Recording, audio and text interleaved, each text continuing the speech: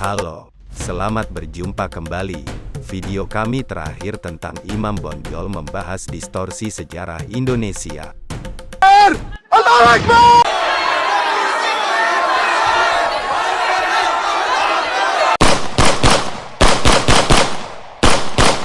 Imam Bonjol diakui sebagai pahlawan nasional, padahal pasukannya membantai ribuan rakyat adat Sumatera antara 20–30 tahun. Dan ini semua demi menegakkan hukum syariah. Itu namanya distorsi sejarah. Yuk, mari kita nonton satu lagi contoh upaya pendistorsian sejarah Indonesia, dengan video Pro Kadrun berikut ini yang ironisnya berjudul, Distorsi Sejarah Islam Nusantara.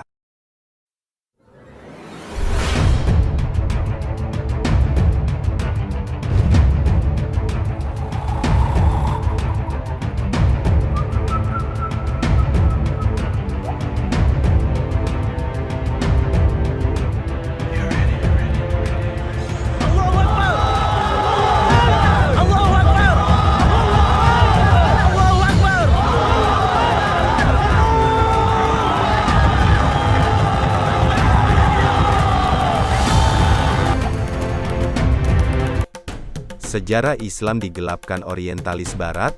Serius? Memangnya penulis Tuanku Rao tentang kekejaman kaum Padri di Sumatera adalah orientalis barat?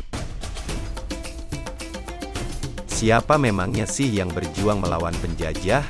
Dan untuk apa? Untuk bentuk negara syariah? Atau untuk negara kesatuan? Ini pejuang-pejuang melawan penjajah atau melawan kaum adat atau kaum non-muslim Indonesia? Mereka semua mirip Imam Bonjol yang berjihad demi syariah, bukan demi negara persatuan Indonesia di mana non-muslim pun dianggap sederajat. Iya, betul. Saya, Imam Bonjol dan kawan-kawan, memimpin kaum Padri memerangi sesama orang Minang dan Batak. Semua demi syariah. Begitu bengisnya kami, kaum adat sampai meminta bantuan Belanda. Dan akhirnya saya menyesal menyengsarakan rakyat sendiri selama 30 tahun. Adapun hukum kita pula banyaklah malampau de ulah kita juo. Badek kalian.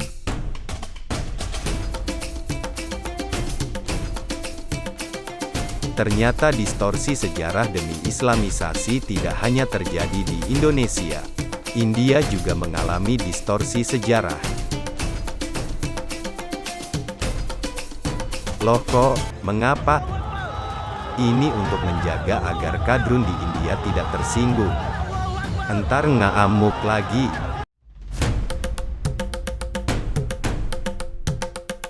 Karena serupa dengan di Indonesia, Muslim di India mudah disulut kemarahannya. Dikit-dikit, bakar-bakaran deh.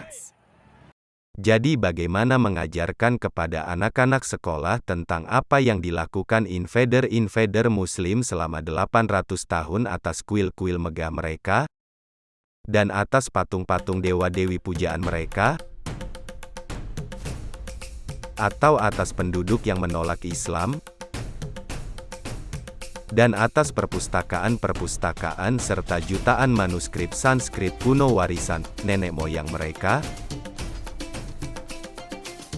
Atas raja-raja mereka dan wilayah-wilayah kekuasaan mereka? Dan lebih parah lagi, bagaimana menjelaskan kepada generasi berikutnya, apa yang terjadi pada wanita-wanita dan anak-anak Hindu yang ditangkapi invader-invader Muslim? Yah, ternyata Partai Kongres, partai sekuler yang memerintah India selama 54 tahun, memilih untuk diam saja demi kepentingan politik dan kerukunan masyarakat. Akibatnya, paling tidak 3 generasi orang India tidak mengenal pahlawan-pahlawan mereka sendiri.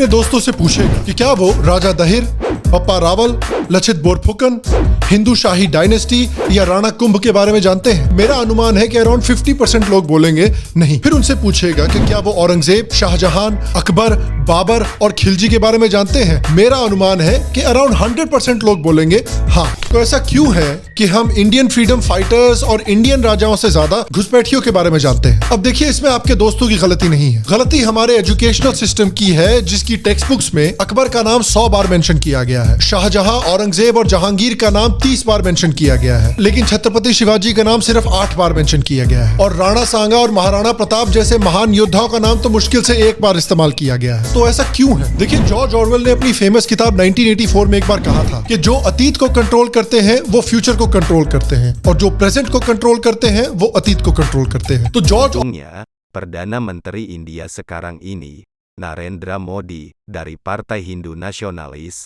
BJP, akan merombak sistem pendidikan India, agar generasi berikutnya lebih mengenal sejarah, budaya dan pahlawan-pahlawan mereka. Selama ini banyak beredar buku dan film fiksi yang menunjukkan invader Muslim sebagai pahlawan. Dan justru orang India sendiri yang menciptakan fiksi-fiksi yang oleh penonton dianggap fakta. Malah Raja Mughal biadab seperti Tipu Sultan, yang kaya karena menjarah dan memperbudak rakyat Hindu, disebut sebagai pejuang kemerdekaan pertama India.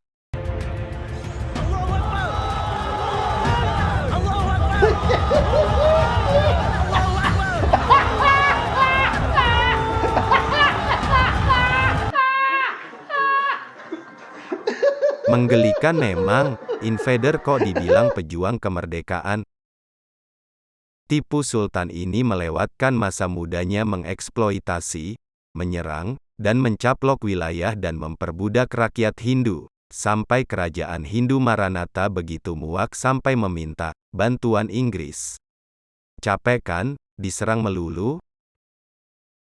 Akhirnya Inggris setuju untuk membantu kerajaan Hindu, Maranatha, dan kedua pasukan Inggris dan Maranatha menyerang Kesultanan Islam, Mughal, di Mysore, dalam 3 tahap peperangan.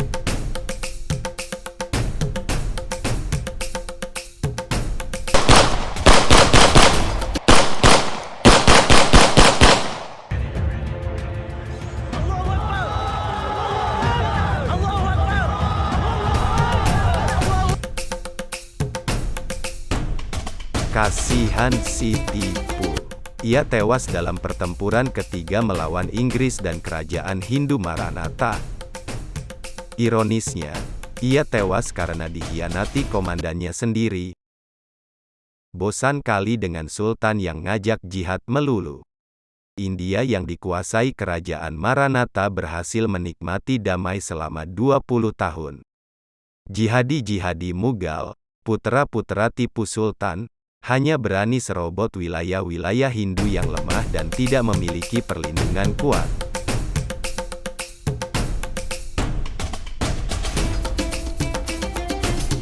Jujur sajalah, Muslim dan Inggris di India keduanya imperialis dan kolonialis, tapi anehnya, kenapa pihak jihadi-jihadi Muslim yang dianggap sebagai pahlawan atau pejuang kemerdekaan? Lucu sekali.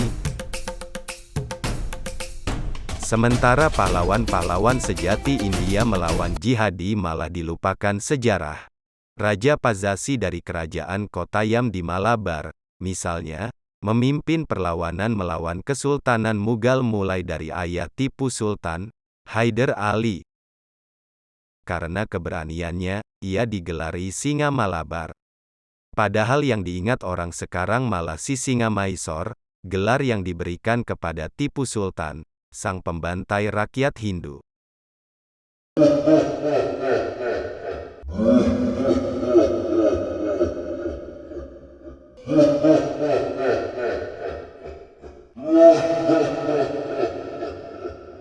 Bersyukurlah bahwa India masih berada di tangan orang Hindu. Dan tidak dikuasai kadrun-kadrun yang entah sengaja atau tidak, mendistorsi fakta sejarah, seperti di Indonesia. Dunia harus belajar dari invasi Muslim ke India, karena menurut para pakar, inilah fase sejarah dunia yang sangat berdarah.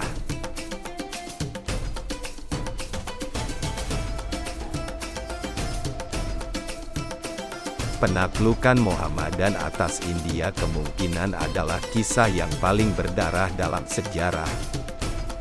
Ini adalah kisah mengenaskan, karena menunjukkan bahwa peradaban manusia adalah sebuah hal yang rapuh, di mana susunan aturan dan kebebasan, budaya dan perdamaian bisa ditumbangkan oleh kaum barbar yang datang dari luar maupun yang berkembang dari dalam. Politisi India kini mulai bertanya mengapa kisah genosida Islam di India tidak dijadikan film, padahal Netflix menayangkan banyak film tentang genosida Yahudi.